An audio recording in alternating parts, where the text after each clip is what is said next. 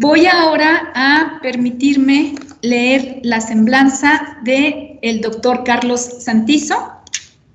Ya lo veo por acá. Perfecto.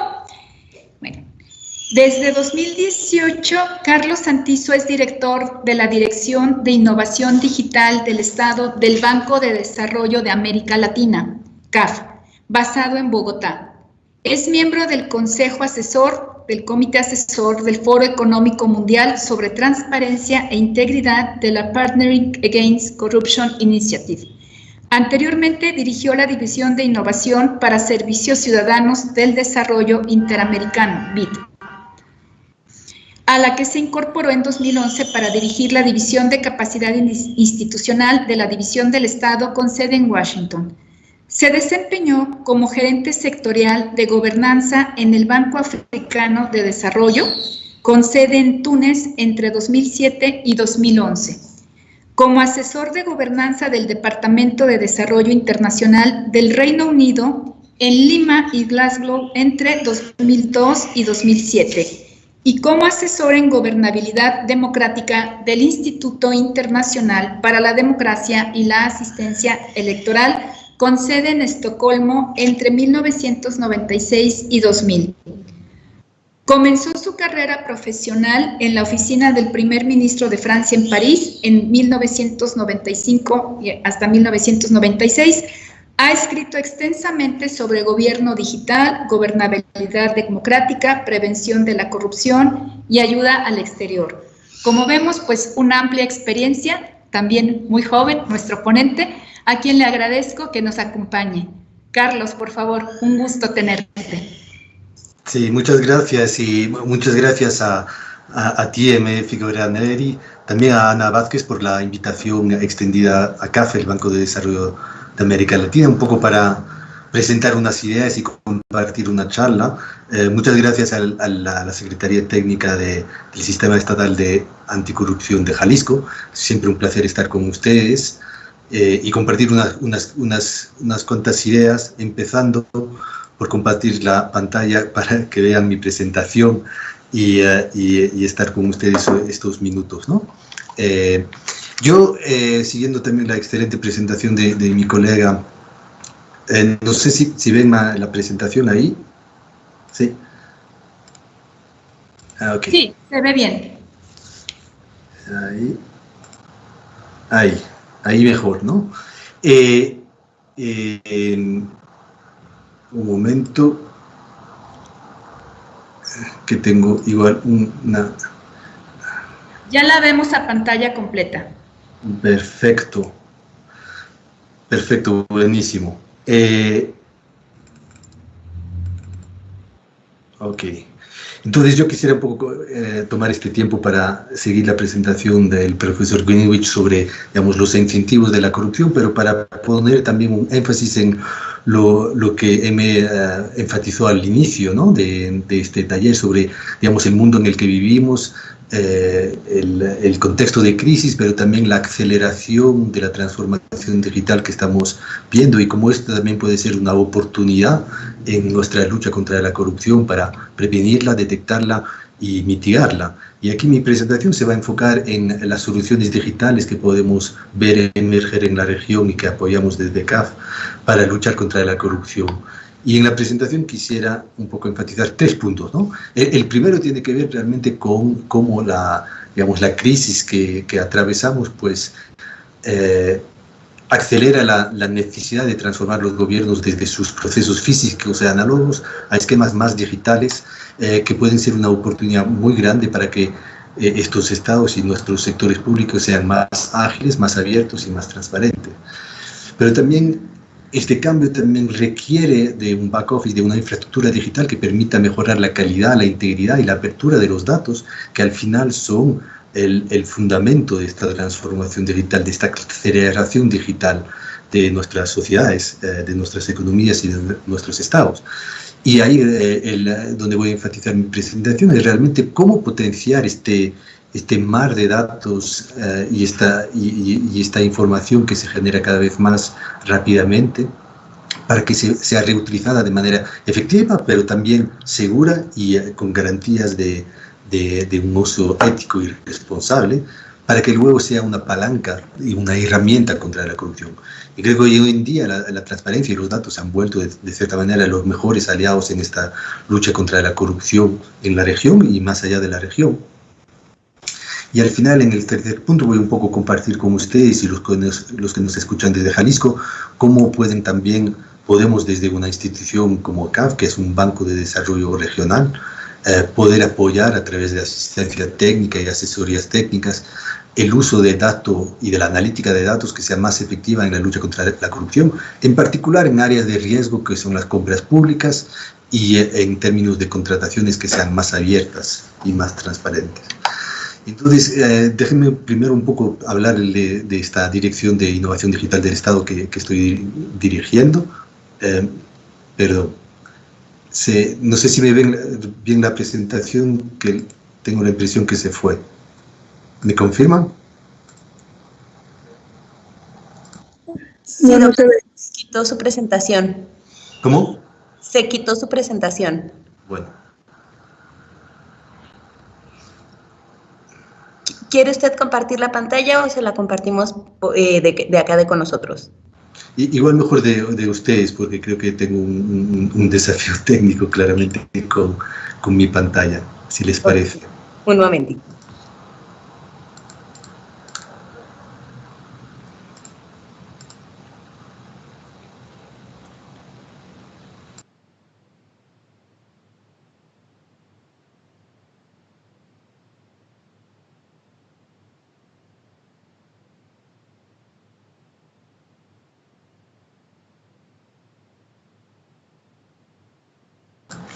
Sí, mientras tanto se van poniendo la presentación en la pantalla, y disculpen un poco este contratiempo, le voy a hablar un poco de la Dirección de Innovación Digital del Estado que estoy dirigiendo desde CAF, y lo que estamos haciendo aquí en esta lámina donde estamos. La verdad es que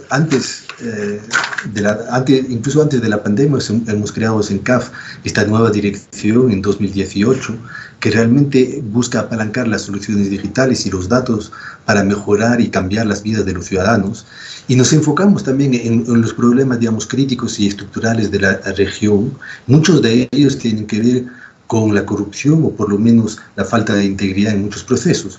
Por ejemplo, en el primer punto que ven arriba es el tema del gobierno digital y la innovación pública, pero sabemos que muchos de los trámites, en particular con los ciudadanos y con las empresas, también al ser muchas veces análogos, están sujetos algunas veces a más vulnerabilidad por casos, o sea, por solicitud de coimas y de corrupción. Y entonces claramente la digitalización de los procesos administrativos, la digitalización del back office de gobierno, pues disminuyen estas oportunidades de interacción indebida con los ciudadanos y las empresas. Entonces ahí claramente esta transformación digital de las administraciones públicas en la región y en el mundo, pues es una oportunidad también para reducir estas vulnerabilidades de corrupción en los trámites, muchos de ellos diarios, ¿no? Y la corrupción es tanto diariamente vivida muchas veces entre los ciudadanos y las entidades públicas que algunas veces solicitan pagos indebidos. Pero al mismo tiempo, muchas de las oportunidades de corrupción también se ven no solo porque los procesos son en papel o en análogo, pero también porque son complejos, porque la región tiene un alto nivel de complejidad administrativa, de complejidad regulatoria, que también aumenta un poco las oportunidades de acciones indebidas. Entonces, claramente, uno tiene que digitalizar procesos, pero también tiene que simplificarlos, ¿no? Y algunas veces, como muchos decían, el mejor de los trámites es el que no existe, el que no es necesario, ¿no? Entonces, ese segundo punto también tiene que ver cómo podemos apalancar nuevas tecnologías y nuevos inteligencia de datos para mejorar, agilizar el Estado, ¿no? Y el tercer tema, que tiene que ver más directamente con los riesgos de corrupción, en particular en torno a la contratación pública. Ahí vemos también muchos riesgos, y durante la pandemia hemos visto muchos riesgos de corrupción, en particular en las compras de emergencia, pero también muchas oportunidades de poder apalancar tecnologías como el blockchain, pero también analítica de datos para prevenir la corrupción y hacer instrumentos de analítica de datos en los sistemas de compras públicas. muchas veces por las entidades de control, pero también por las propias agencias de compras, que permita detectar irregularidades y prevenir la corrupción. Creo que lo que hemos visto en esta pandemia también es la celeridad con la cual muchas de estas entidades de control han podido destapar prácticas indebidas en la pandemia. Y al final tiene que ver con el tema de las ciudades y, digamos, los municipios, porque al final la gente en su interacción con el sector público, pues no le importa si interactúa con el gobierno nacional o con el gobierno local, pero lo que sí vemos en la región es mucha debilidad en los gobiernos locales, en los gobiernos municipales, y casi dos mundos en América Latina. Uno, el de las grandes ciudades, como la Ciudad de México, y otro de los municipios chiquitos, ¿no? Y entonces ahí hay dos mundos que están viviendo al mismo tiempo en la región, pero que tienen, digamos, vulnerabilidades de corrupción diferentes. Y en este aspecto lo que intentamos hacer es ver cómo las soluciones digitales y la nueva inteligencia de datos que podemos aprovechar de estos datos que producimos se pueden apalancar. Si vamos a la lámina siguiente. Entonces ahí, y a la siguiente, es cómo logramos estados más digitales y abiertos, ¿no? Y hemos visto, como les decía, que durante la pandemia, pues, hubo altos costos económicos que han sido asociados por algunas de las vulnerabilidades en la gestión sanitaria de la crisis. Pero también para poder responder a esto se necesita una infraestructura digital por detrás que permita, digamos, aplicar medidas de contención, en el particular en el sector salud, pero también garantizar a la población y a las empresas servicios gubernamentales críticos, por ejemplo, como han sido los pagos de emergencia y las transferencias de emergencia, ¿no? Y hemos visto también como muchos de los gobiernos de la región y del mundo han podido de manera bastante rápida contribuir a esta transparencia, abriendo sus datos vinculados a la pandemia y a mí misma, pero también al gasto vinculado a la respuesta de la pandemia. Y vemos que también ese compromiso es muy importante en la reconstrucción para los gastos y, digamos, los programas de emergencia y de reactivación económica que se están poniendo en marcha en varios países. Pero también la crisis pues, ha también manifestado la necesidad de tener una gobernanza de datos muy fuerte, ¿no? No solo se trata de producir datos, que es un desafío muy grande, como Amy también lo señaló, de poder usarlos, pero también de usarlos de manera ética y responsable, garantizando la seguridad y la integridad de la información que se utiliza, que sean datos de buena calidad, pero también la privacidad y la seguridad de los datos, en particular datos personales. Y volver un poco sobre el tema de los datos, porque me pues, señaló que en esta jornada nos enfatizamos en particular los datos, pero creo que es importante estar bien claros de qué estamos hablando, de qué tipo de datos, personales, públicos, privados. Hay una cantidad de datos, ¿no?, en ese mundo. Pero bueno, esto se aceleró también con un debate muy fuerte en torno a los aplicativos de rastreo de la epidemia, que también ha puesto adelante el tema de cómo se usan estos datos para generar políticas públicas a través de herramientas de inteligencia artificial. Muchos países de la región, Colombia entre los cuales, están yendo adelante con asegurar la confianza de los ciudadanos en la manera que los datos son utilizados por los entes públicos, con una carta de derechos digitales, con unos principios éticos al uso de la inteligencia artificial en el sector público. Y creo que eso es muy importante, en particular el tema de confianza entre los ciudadanos y el Estado en la manera que se usan los datos, en particular datos tan sensibles como los que son necesarios para la lucha contra la corrupción, que tiene que ver con datos fiscales y otro tipo de datos. Si vamos a la lámina siguiente, aquí lo importante realmente que quería un poco enfatizar, dado el enfoque sobre los datos, ¿no?, que tenemos en estas jornadas, pues es también, cuando hablamos del dato, un dato tiene un ciclo de vida. Primero, hay que entender que hay diferentes tipos de datos. Datos que son generados por el individuo en su quehacer cotidiano, son los datos personales.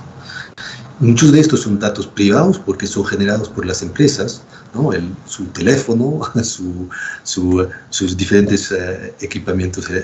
Inclusive esta llamada de Teams está generando una cantidad impresionante de datos. Y también hay datos públicos, y quisiera hacer énfasis en ese último tema de los datos públicos, que muchos de los gobiernos, inclusive en México y Jalisco, pues han invertido mucho en mejorar su calidad y en abrirlos, ¿no?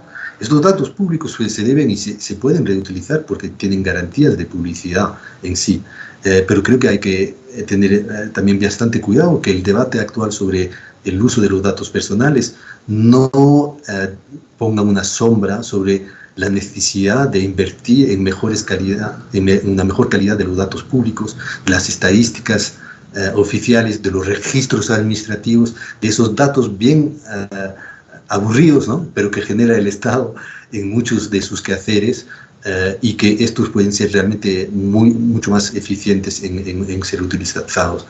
Y de hecho ustedes conocen bien las bases de datos críticas para la lucha contra la corrupción, que el Open Data Charter identificó 30 de ellas, y la mayor parte de ellas todavía no tienen la calidad suficiente para ser usadas.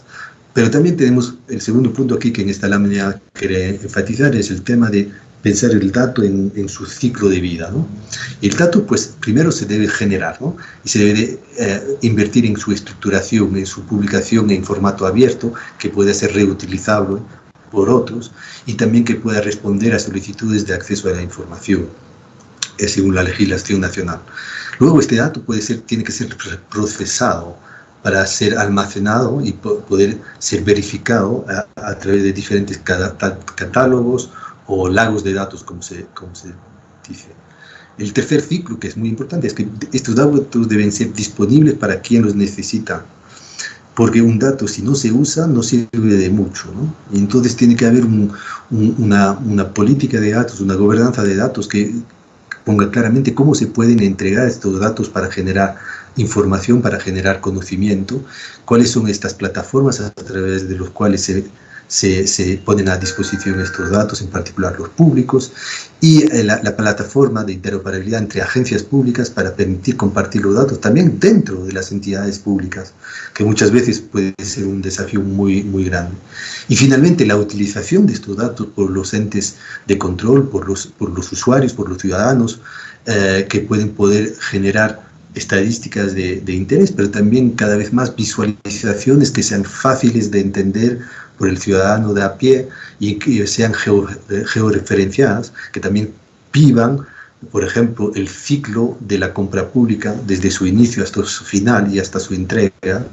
De ahí el BID trabaja mucho sobre estas plataformas, pero también que se puede ser usado de manera inteligente por diferentes actores a través de herramientas de inteligencia artificial o de machine learning, como se dice. Y creo que aquí lo que es importante resaltar es que cada vez esta generación de datos pues genera más demanda por más datos todavía. Entonces hay un ciclo virtuoso de que más datos generan más datos que pueden ser utilizados. Y el segundo, y algo que hemos detectado, es que, volviendo al tema hay que enfatizar también la calidad de los datos primarios que se utilizan. Se estima que solo el 20% del tiempo de los científicos de datos en entidades públicas están invertidas a usar datos para generar conocimiento, generar insights. El 80% está en limpiar los datos, en asegurar que están de calidad en todas las otras etapas anteriores, ¿no? Entonces, eso realmente muestra cómo todavía hay un potencial enorme para utilizar los datos, pero cómo se necesita invertir mucho en su calidad al origen.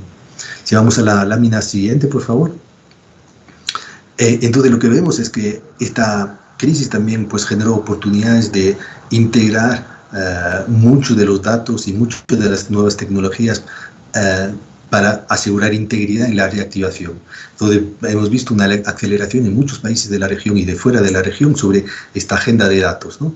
Y es muy interesante ver que se va de una primera generación donde se enfatizaba el tema de transparencia de estos datos para efectos de acceso a la información, a una nueva generación donde se hace más énfasis en el uso que se puede hacer de estos datos para prevenir, detectar y mitigar riesgos de corrupción. Lo hemos visto mucho en materias en el sector salud, en el sector sanitario, pero también en esta fase de recuperación, que ojalá pronto iniciemos, también en los gastos de emergencia para la reactivación.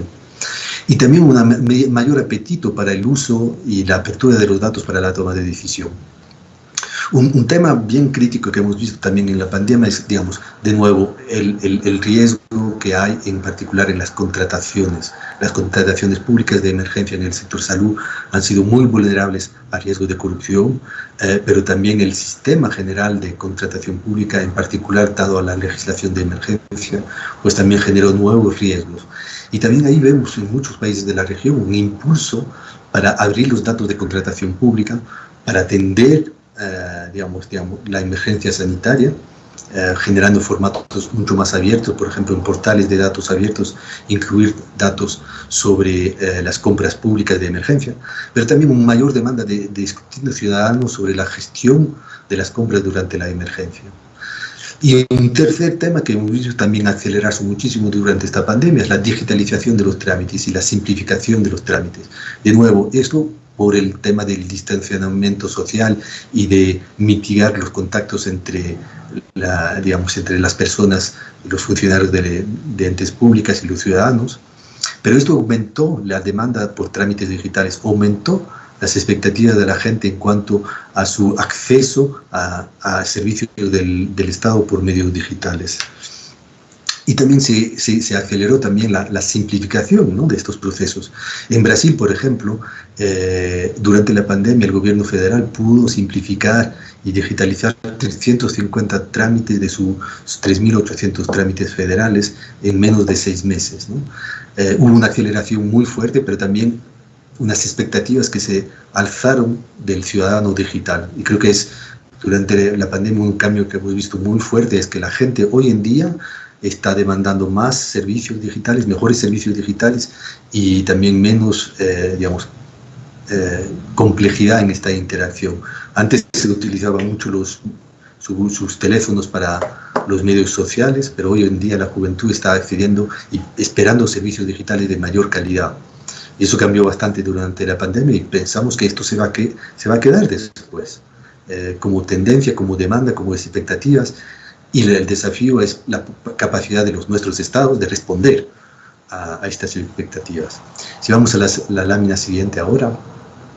Y entonces, ¿cómo aprovechamos esta aceleración digital, este apetito por datos en nuestra lucha contra la corrupción?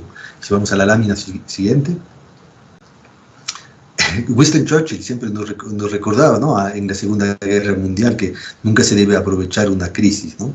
Y muchas de estas crisis, a pesar de mucho del sufrimiento que está creando, en particular esta, pues también nos da una oportunidad de repensar algunos procesos y de reinventar algunos procesos, como les decía, también en función de cómo está evolucionando las expectativas de la gente. Si vamos a la lámina siguiente. Aquí creo que la oportunidad que tenemos en materia de lucha contra la corrupción es realmente dar este salto entre un enfoque reactivo de sanciones a un enfoque proactivo de disuasión. Y creo que es muy importante. Mucho del enfoque tradicional de la lucha contra la corrupción, inclusive del aprovechamiento de los datos, ha sido para aprovechar reportes y de denuncias sobre contratos, nombramientos, malas conductas, procesos judiciales, para iniciar procesos administrativos o judiciales de sanción. Y creo que estamos viendo ahí un cambio bastante importante, inclusive en muchos de los entes de control de la región, a un enfoque más proactivo que busca un uso más inteligente de los datos para poder prevenir la corrupción, mitigarla, ¿no? Tanto lo vemos en particular en los temas de compras y contrataciones públicas por las agencias de compras, un trabajo muy fuerte de los entes de control, de las contralorías de la región, que aprovechan cada vez más estos datos, que se lo comparten entre ellos también. Antes cada entidad de control iba por su lado y creo que hay mucha más colaboración. También hay muchísimo más apoyo del centro de gobierno, del Ministerio de Finanzas para ese tipo de herramientas, ¿no? Entonces vemos que realmente hay una transición que se está dando y una oportunidad de realmente aprovechar estos datos como el fundamento para esta transición. Entonces vamos a la lámina siguiente. Y para dar esto, pues, ¿cómo habilitamos estos datos en la lucha contra la corrupción? Aquí yo creo solo enfatizar 3 temáticas que desde CAF nos vemos que son importantes y en las cuales estamos apoyando varios gobiernos de la región en la materia. El primero es el tema de la colaboración, pero una colaboración, digamos, casi más automática, como dirían los ingleses, por default, ¿no? Primero, entre entidades públicas. Creo que un problema que tenemos es muchas de las entidades públicas funcionan en silos, ¿no? Y el compartir la información es un rompecabezas en muchos países, también porque la legislación nacional, por ejemplo, en un país como Trinidad, dice que los datos solo se pueden utilizar para los efectos para los cuales han sido colectados. Entonces, el reuso de estos datos, en particular por los centros de control, puede ser muy difícil. Pero vemos muchos también países ir allá en lo que se llama los sistemas de interoperabilidad entre entidades públicas e inclusive entre los entes de control, que permiten tener sistemas, protocolos y mecanismos y también infraestructura por detrás para compartir de manera automática o por lo menos de manera justificada información y datos que cada entidad tiene. Y eso es un desafío clave en la región, no solo para la lucha contra la corrupción, pero digamos para la transformación digital de los gobiernos, es esta interoperabilidad entre sistemas y bases de datos de información entre entidades públicas. El segundo es también la integración entre diferentes políticas que son claves para este salto digital, ¿no? En particular en la lucha contra la corrupción, tiene que ver en particular mucha más integración entre las políticas de gobierno digital, pero también las políticas de datos que se están revisando en muchos países de la región, como en Perú o en Colombia, y también las políticas de inteligencia artificial en y para el sector público, que se ha usado de manera, digamos, más ética y responsable, y países como Uruguay y Colombia están adelantando realmente también ese balance entre un uso ético, pero un uso también efectivo, en particular con información sensible de lucha contra la corrupción. También lo que vemos también ahí es un afán de colaboración entre actores, no solo del sector público, pero en particular de la sociedad civil y del sector privado. Vemos en particular muchos actores de la sociedad civil e inclusive startups digitales que se están involucrando cada vez más en aprovechar nuevas tecnologías, nuevas herramientas de inteligencia artificial y de analítica de datos para contribuir a este esfuerzo de lucha contra la corrupción. En México en particular hay muchísimas empresas y organismos de la sociedad civil que son cada vez más astutas y efectivas en el uso que hacen de la información pública para ponerla a disposición de los ciudadanos de manera fácil y que lo pueden utilizar de manera efectiva. Es lo que se llama las Civic Techs o las GovTechs, esas empresas que usan datos y tecnologías para crear valor público e impacto social. Vemos ahí un campo de colaboración enorme con las entidades, con los entes de control y los entes de regulación de los gobiernos, entre estas empresas que te pueden hacer soluciones ágiles y entidades de control. El segundo es el tema de fortalecer las capacidades, digamos, humanas en particular dentro de las entidades públicas para poder tener un uso inteligente de los datos, y eso requiere establecer reglas internas claras y responsabilidades claras de quién es responsable de qué parte en la gestión de la información, para dar garantías de seguridad, garantías de integridad al ciudadano también, en particular en el uso de los datos personales. Pero también ver cómo los diferentes actores, en particular los entes de control, pueden incorporar estas innovaciones digitales, innovaciones basadas en datos, en su quehacer, ¿no? A través de análisis de redes, por ejemplo, que ha sido muy efectivo, en particular por los periodistas, la minería de textos, el análisis o el estudio de las redes sociales y las conexiones entre personas, ¿no? Que hemos visto en los papeles de Panamá, pues han sido desplegadas de manera muy efectiva. Pero también invertir en capacidades, y vemos muchos países de la región, inclusive dentro de las propias entidades de control, crear laboratorios de innovación y equipos de científicos de datos que se dedican a aprovechar la información que tiene la entidad y más allá también los Big Data, más allá de eso, para poder interpretar estos datos, analizarlos y usarlos de manera más efectiva. Y luego, creo que el último punto es, y lo que vemos en muchos países de la región, es que necesitamos realmente planos integrados, planos maestros de uso de datos para la integridad. No solo a nivel de una entidad, pero en general del ecosistema de control del sistema nacional o estatal de lucha contra la corrupción.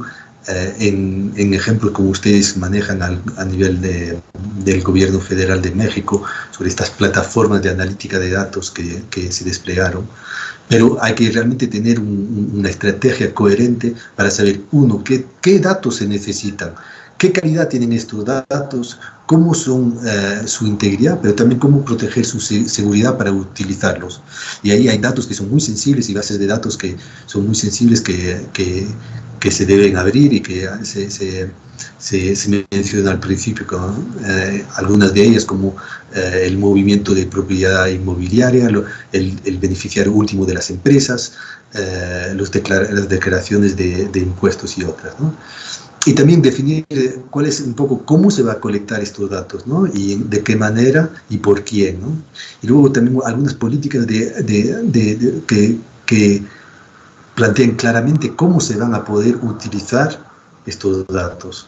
Y un último tema ahí que vemos también que pues cada vez más urgente y importante es asegurar la seguridad de estos datos y estas bases de datos contra ataques cibernéticos, ¿no?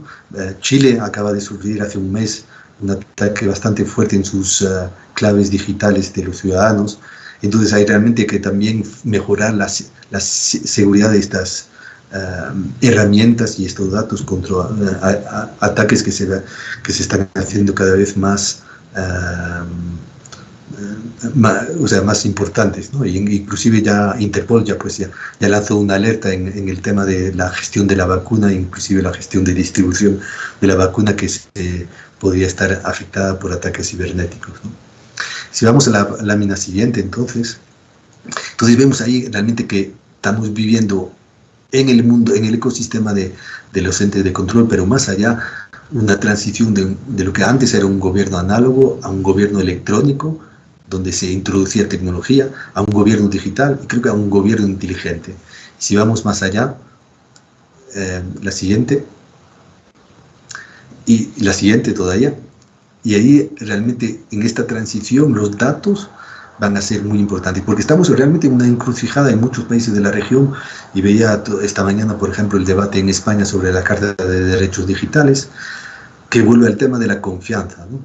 Que es súper clave en este debate, la confianza entre el ciudadano y el gobierno en la manera que se gestionan los datos. Y creo que estamos en una encrucijada donde o la confianza de los ciudadanos se va a incrementar por la capacidad de los gobiernos de proveer servicios digitales que sean de mayor calidad, pero también proveer una transparencia gubernamental mayor, o vamos a afectar todavía más la confianza del ciudadano en la manera que los datos, que los gobiernos nacionales o subnacionales manejan los datos personales, ¿no? Y mucho del debate está alrededor de esto. Yo creo que hay que encontrar un balance entre antes, ¿no? Donde se pensaba que se podía hacer todo con los datos, ahora donde hay mucho debate que no hagamos nada con los datos, a un balance entre estos dos, ¿no? Entre el bien común que se puede generar con los datos y la garantía de privacidad de la información. Si vamos a la lámina siguiente, entonces, pasamos a la siguiente también. Aquí le quería un poco hacer énfasis un poco lo que desde CAF estamos haciendo para poder apoyar mejor a los países y a los gobiernos nacionales y subnacionales de la región. Y una primera cosa que hemos invertido mucho este año en particular es generar conocimiento, pero conocimiento para la acción. Conocimiento que sea accionable en ese sentido. Entonces hemos hecho un informe sobre integridad en las políticas públicas, donde se enfatiza mucho no solo, digamos, las nuevas tecnologías y los datos, pero también los incentivos personales que los servidores públicos pueden tener para luchar contra la corrupción o estar expuestos a corrupción. Hemos hecho con la OCDE un informe sobre la transformación digital para la reconstrucción, donde ahí realmente también enfatizamos el poder que puede tener los datos en particular, pero más allá, las transformaciones digitales en esta relación entre Estado y ciudadano. En un informe con el Foro Económico Mundial también un pantallazo sobre cuáles son esas herramientas digitales y estas analíticas de datos que pueden ser con mayor potencial en la lucha contra la corrupción y la promoción de la integridad, en particular en el sector privado, pero también en la relación entre el sector privado y gobierno. Si vamos a la siguiente lámina, también hemos producido informes mucho más específicos sobre algunas de estas nuevas tecnologías. Por ejemplo, el tema digamos, la tecnología para la integridad en tiempos de la pandemia, enfocándonos en particular en el tema de las contrataciones abiertas y en las contrataciones de emergencia. También trabajando el tema de ¿qué quiere decir apalancar los datos para la lucha contra la corrupción? Y acabamos de sacar uno sobre cómo se va a poder utilizar y aprovechar aún más tecnologías como el blockchain en particular en la lucha contra la corrupción en materia de transferencias sociales, que son muy importantes, y contrataciones públicas. Y un tema en el cual estamos trabajando bastante tiene que ver con el uso de la inteligencia artificial en y por el sector público, por ejemplo, en temas de lucha contra la evasión tributaria, que se ha visto que en Estados Unidos, Inglaterra o Francia ha sido muy efectiva en reducir y mitigar el riesgo de evasión y elusión tributaria. Si vamos a la lámina siguiente. Sí, entonces algunas veces cómo desde acá podemos apoyar a los que nos escuchan, apoyar a nuestros socios en la región y a nuestros gobiernos, ¿no? Tres ejemplos, ¿no? Uno es el tema de cómo poder apalancar lo que se adoptó en la Cumbre de las Américas del 2018 sobre lo que se llama el Programa Interamericano de Datos Abiertos contra la Corrupción, donde ahí estamos apoyando a los gobiernos de Ecuador y Panamá, también de la mano con la OEA, para capacitarlos en el uso de esas bases de datos. Y ahí en particular nos enfocamos en 47 conjuntos de datos que son muy importantes en la lucha contra la corrupción, y viendo qué calidad tienen, cómo se puede mejorar, cómo son los protocolos para poder utilizarlos. El segundo ejemplo que le estaba mencionando también es el tema de las contrataciones públicas, que vemos que es una zona de riesgo importante y que va a ser muy importante para la reconstrucción, dado que muchos de los programas de reactivación se basan en inversiones en infraestructura, ¿no? Y claramente que los sistemas de compras y contrataciones van a ser muy importantes, ¿no?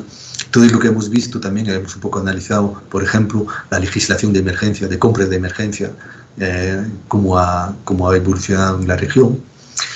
Pero lo que sí estamos apoyando también tiene que ver con cómo abrir esos datos de contratación pública, siguiendo el estándar del Open Contracting Data Standard, en particular aplicado al gasto de emergencia, pero también al gasto de reconstrucción. Y ahí estamos apoyando varios países de la región, entre los cuales México, pero también Panamá, Paraguay, Ecuador y Colombia, ¿no? En México, en la Ciudad de México en particular, a través de la agencia de ATIP. Y el tercer tema que también estamos apoyando la región tiene que ver con la analítica de los datos para la integridad y cómo crear mecanismos de análisis y de detección de riesgo de corrupción, ahí trabajando en particular con las agencias de compras públicas a través de la red que maneja la OEA.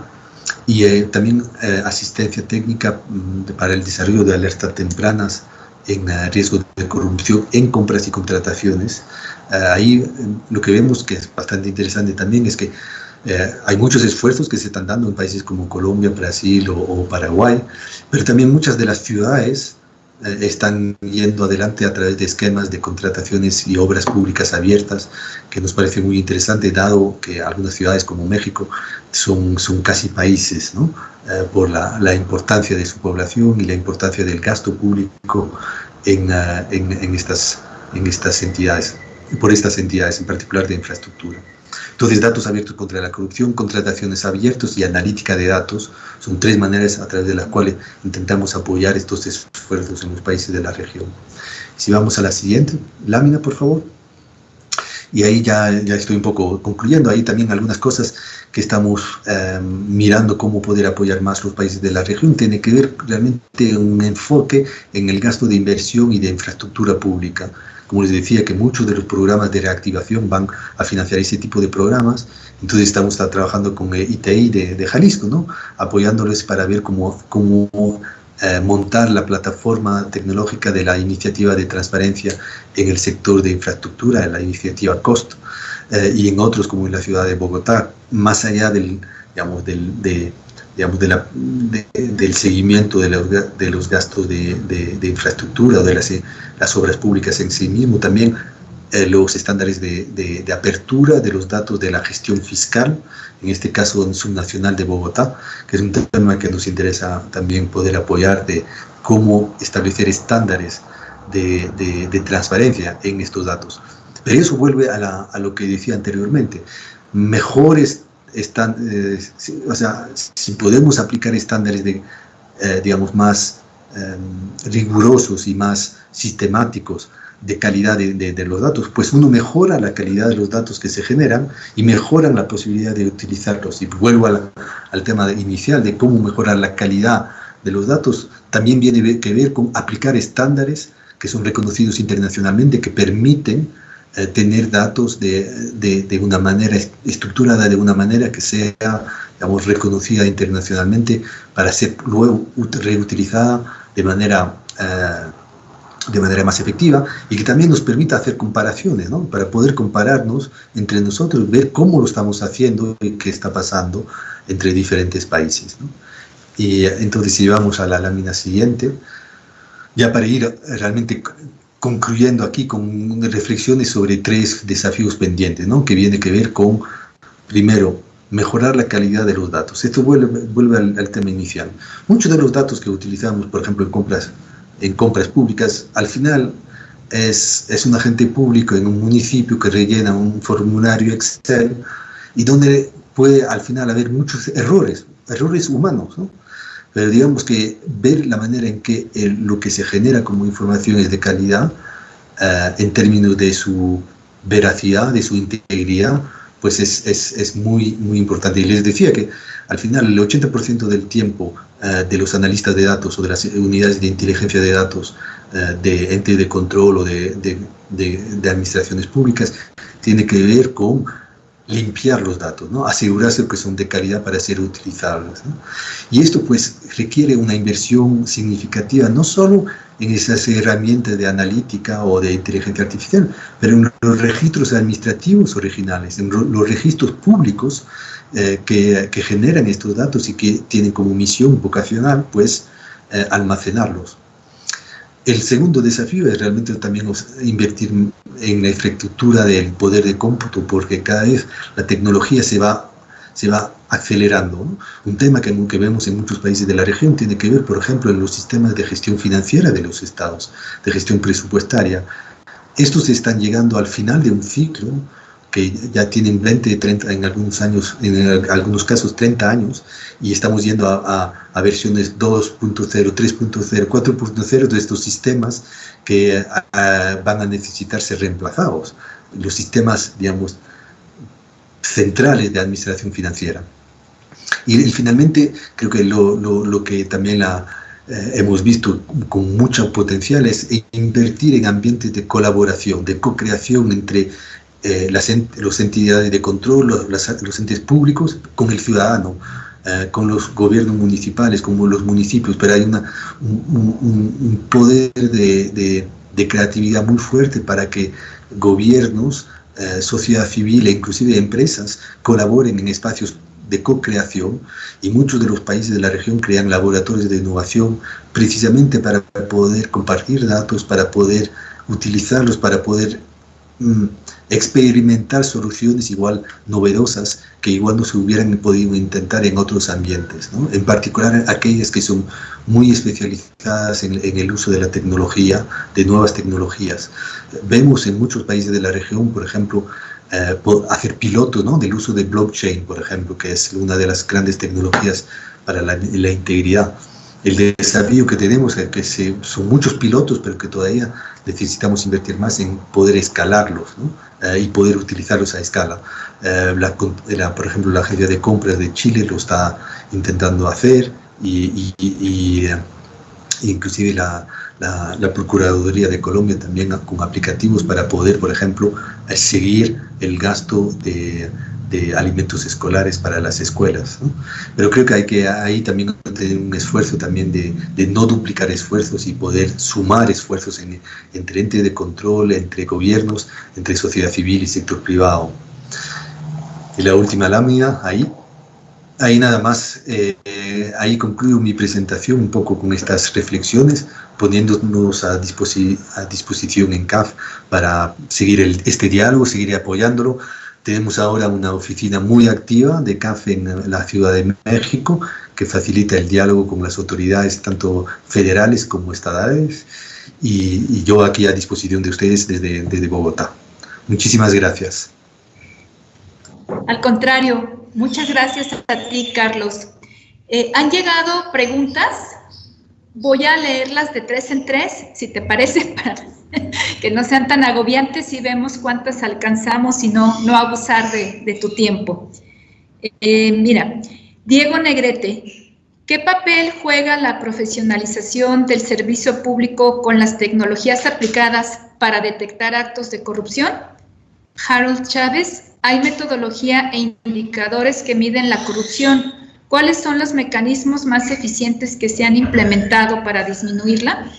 Sergio Armando Serna Estrada, ¿cómo se pueden mejorar las plataformas de transparencia para que sea una herramienta eficaz de los ciudadanos para combatir actos de corrupción de los servidores públicos? Creo que ahí dejaría esta, Anda.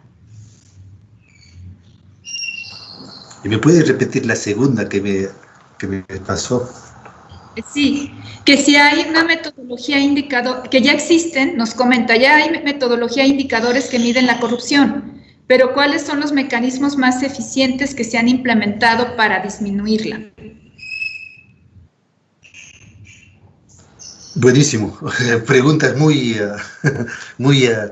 complejas, pero muy importantes también, empezando por la última, que diría que, digamos, una reflexión más amplia. Es que por su naturaleza es bien difícil poder tener mecanismos y metodologías que permitan ver la efectividad de las medidas anticorrupción.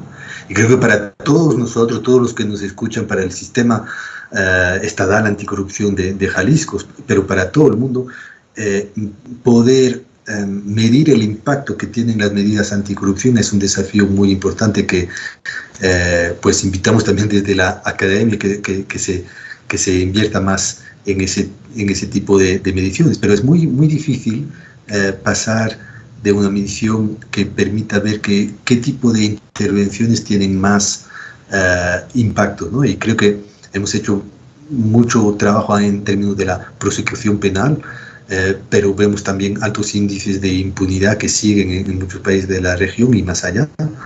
Y también un desafío aún más fuerte que tenemos en esto tiene que ver cómo medir el impacto de las medidas preventivas, porque prevenir un hecho es, digamos, saber qué tipo de medidas han tenido un efecto en un hecho que no se produjo, es aún más difícil que en el que se produjo. Si me entienden, ¿no? Y eso es bien difícil para todos los que nos están escuchando, para todos los actores del ecosistema de integridad de Jalisco. Es realmente también mostrar cuán efectivas son las medidas, en particular preventivas, que también permitan, pues, hacer un caso con el Ministerio de Hacienda o para seguir invirtiendo en estas herramientas, ¿no? Muchas de ellas que son bastante costosas. Y esto viene a la pregunta de Sergio sobre las plataformas de transparencia. Yo creo que las nuevas tecnologías ahí sí le han dado un impulso fuerte a estas plataformas. Recordarán hace 10 años cuando hablamos de transparencia, de plataformas de transparencia, estábamos hablando de colgar tu presupuesto municipal en formato PDF o colgar el organigrama de la entidad pública X o Y y nada más, ¿no? Ahora creo que hay plataformas muchísimo más efectivas y de hecho México ha sido muy pionero en las plataformas de georreferenciación de los datos en términos de datos abiertos. Datos abiertos no son datos transparentes, es más que eso, son datos que uno puede reutilizar de manera casi automática para nutrir sistemas de analítica o de inteligencia artificial. Y vemos cada vez más que las plataformas de datos abiertos, en general y en particular aquellas vinculadas a la lucha contra la corrupción, son cada vez más de mejor calidad. Vemos también la visualización de estos datos, son cada vez mucho más intuitivas, que sean más fáciles de entender. Recordarán de nuevo que las plataformas de transparencia presupuestaria hace 10 o 15 años pues eran el presupuesto en un formato Excel. Hoy en día lo vemos en diferentes infografías que te permiten ver cuál es la importancia de los diferentes sectores, los diferentes rubros, inclusive la nómina y la inversión. Digamos, el grado de sofisticación de esta plataforma ha sido incrementada de manera significativa y vemos en algunos casos, en algunos países, se están enfocando en, por ejemplo, transparentar la obra pública y no solo los contratos, pero todo el ciclo, desde que se adjudicó hasta cómo se implementó y si finalmente el puente que se presupuestó y se licitó está construido. Y muchas de estas plataformas, lo que es súper interesante es que son cada vez más colaborativas, participativas. El ciudadano con su celular puede tomar una foto de un puente que no se acabó, pero que se pagó, y que luego puede permitir a los entes de control intervenir. Creo que es fantástico, porque básicamente para los contralores te aumenta tus auditores sociales de manera tremenda. Y de hecho con algunas de estas entidades pues hacíamos, por ejemplo, los concursos de datos en la calle, precisamente para que los ciudadanos usen esta información. Entonces creo que ahí hay un tema de que hay nuevas plataformas de transparencia que son mucho más dinámicas, mucho más interactivas, mucho más actualizadas. Y quisiera un poco rematar y concluir con la pregunta de Diego, que me parece fundamental para el mundo digital o el futuro digital que ya se inició, ¿no? Es el tema de la gente, ¿no? Porque al final, dos cosas. La transformación digital la tiene que llevar la gente, no las tecnologías. Entonces, para que eso suceda, la gente debe entender el potencial de las tecnologías. Y eso quiere decir que el funcionario debe entender el potencial que se puede aprovechar de estas tecnologías. Y esto no quiere decir que todo el mundo se tenga que convertir del día a la mañana en un científico de datos o un ingeniero de tecnologías, pero en CAP vemos tres, digamos, grupos de gente que debe entender el potencial. Uno son los cargos políticos. Deben entender cuál es el potencial que se le pueden sacar y aprovechar de estas nuevas tecnologías y cómo mitigar el riesgo. Deben entender el potencial. Segundo, son los expertos de tecnología del Estado, que deben también, que todos los estados a nivel nacional y subnacional tienen un cuerpo de ingenieros que manejan las tecnologías. Y creo que ahí en muchos países vemos que si bien antes se delegaba mucho de estas capacidades inclusive a las empresas privadas, se está reintegrando cada vez más esa necesidad de aplicar tecnologías y sobre todo entender las tecnologías, porque los estados son los mayores compradores de tecnología de gobierno, y para hacerlo bien tienen que entenderla. Y para entender mejor la tecnología que quieres comprar, necesitas tener tu gente que la entienda. Entonces hay el cuerpo de ingenieros del Estado, que es muy importante. Y la tercera categoría es realmente también todo todo servidor público, que debe entender y cómo su trabajo cotidiano, su trabajo de ventanilla va a cambiar y se le va a hacer también facilitar la vida, porque muchas de las rutinas que se están haciendo que no tienen sentido van a ser facilitadas. Y creo que ahí hay diferentes modelos, pero creo que uno de los temas que vemos surgir en muchos países de la región es repensar también, digamos, lo que llamamos los cuerpos de ingenieros y de tecnólogos del Estado, ¿no?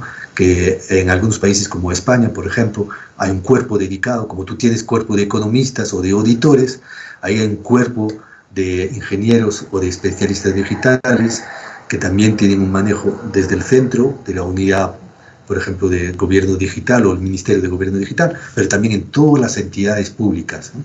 Y creo que ahí es una tendencia que estamos viendo. Bueno, creo que ya podríamos estar hablando del el servicio civil de carrera de informáticos, ¿no? Que sería algo bastante novedoso porque pues actualmente los estamos teniendo, pero digamos fragmentados en cada una de las instituciones y no un cuerpo como tal también estandarizado en sus competencias y en sus habilidades, ¿no? Una especie de certificación que hubiera al respecto sería como maravilloso. Bueno, voy a leerte, Carlos, otras preguntas. Nos dice Iván Saúl Vega Jiménez, ¿cuáles consideras que son las reglas de contacto entre el servidor público y el sector privado más eficientes para prevenir los hechos de corrupción en las compras gubernamentales? Federico López nos pregunta, ¿existe un modelo probado en cuanto a información de calidad que se pueda seguir? Carlos Enrique Cruz Durán, ¿considera que lo que falla en los mecanismos de anticorrupción es el régimen sancionador para castigar hechos ilícitos y de impunidad? Y creo que con esto cerraríamos para no quitarte mucho, abusar de ti. Gracias. No, gracias. Es siempre un placer estar debatiendo y sobre todo con preguntas tan retadoras, ¿no es cierto? ¿No? Que algunas veces van a lo esencial, ¿no? Empezando por la última. Sí, yo creo que un desafío clave que tenemos en la región tiene que ver con, digamos, la impunidad o el sentimiento que tiene, o la percepción de impunidad que tiene la gente, ¿no? Que en muchos de los casos que se denuncian, pues no pasa mucho por diferentes razones, pero lo hemos visto en varios casos que, digamos, la sanción no está siempre donde el ciudadano lo espera, ¿no? Y creo que es un tema que uno tiene que seguir trabajando. El paradoja que vemos es que en muchos casos países, gobiernos locales, nacionales invierten mucho en transparencia, invierten en datos abiertos, invierten en abrir muchas cosas, pero al mismo tiempo la corrupción, o por lo menos la percepción de corrupción, sigue alta. Y creo que algunas veces esta frustración de la ciudadanía en muchos países también tiene que ver por este sentimiento de impunidad, que no se sancionan los casos. Y recordemos que antes de esta pandemia, pues la región atravesó una crisis importante, una crisis social, donde la gente salió a la calle a protestar porque querían más oportunidades, querían mejores servicios, pero también querían menos corrupción. Y creo que aquí lo que está cambiando es que es la gente, ¿no? Las expectativas, las demandas. Tenemos poblaciones cada vez más jóvenes que han nacido en democracia y que su tolerancia a hechos de corrupción se ha reducido de manera significativa, sobre todo también gracias a mayor transparencia que las tecnologías nos dan.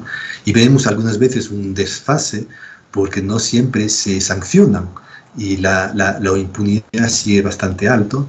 Y hablando, por ejemplo, de temas de transformación digital, creo que sí hay una agenda pendiente en muchos países de la región, es digitalizar la justicia, ¿no? Digitalizar los procesos judiciales, los procesos, digamos, no solo en transparentarlos también, pero hacerles más eficientes, más ágiles, porque claramente si un caso se judicializa 10 años después, también hay un tema ahí de que genera percepción de impunidad, porque los 10 años antes no hubo sanción.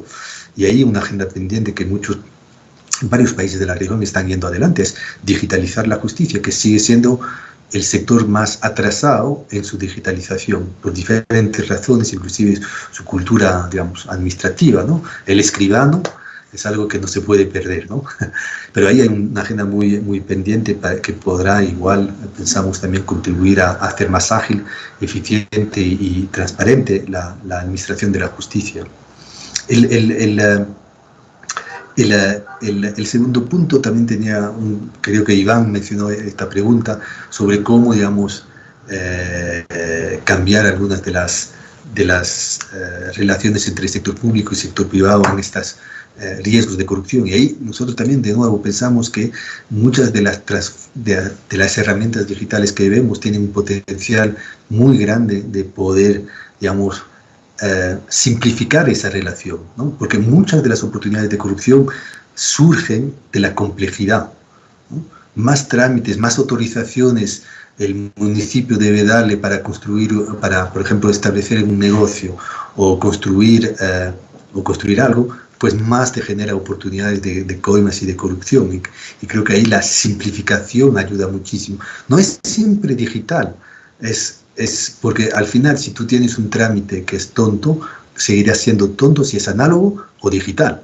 El tema es por qué hay ese trámite. ¿Por qué en América Latina vemos que la solución a todo problema público es una norma, es una regla?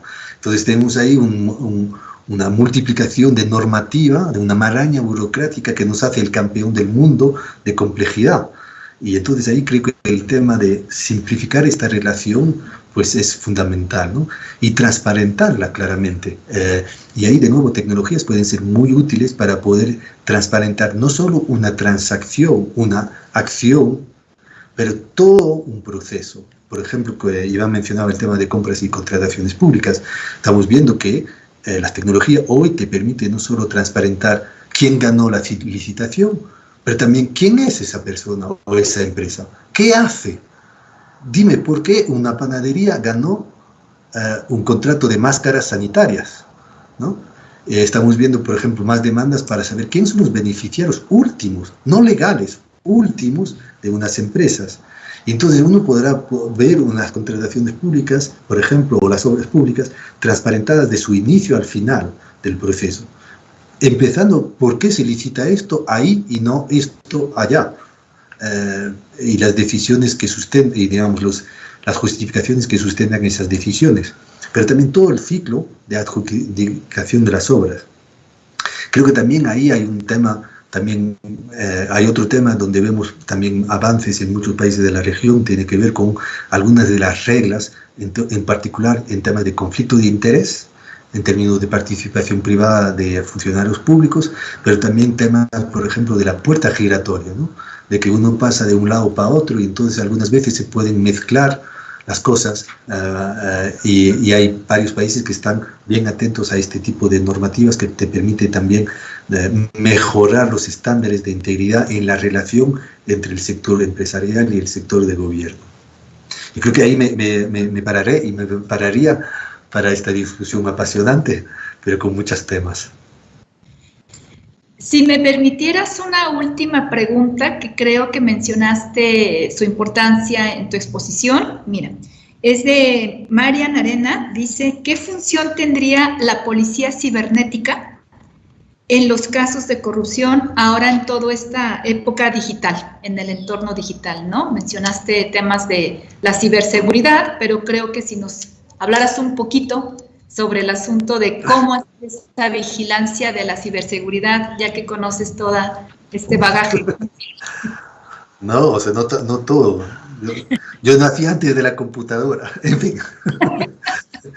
Pero María, la pregunta de María muy pertinente, muy importante y muy compleja, ¿no? Porque claramente más nos digitalizamos como individuos, como sociedad, como economía, como gobierno, más nos exponemos.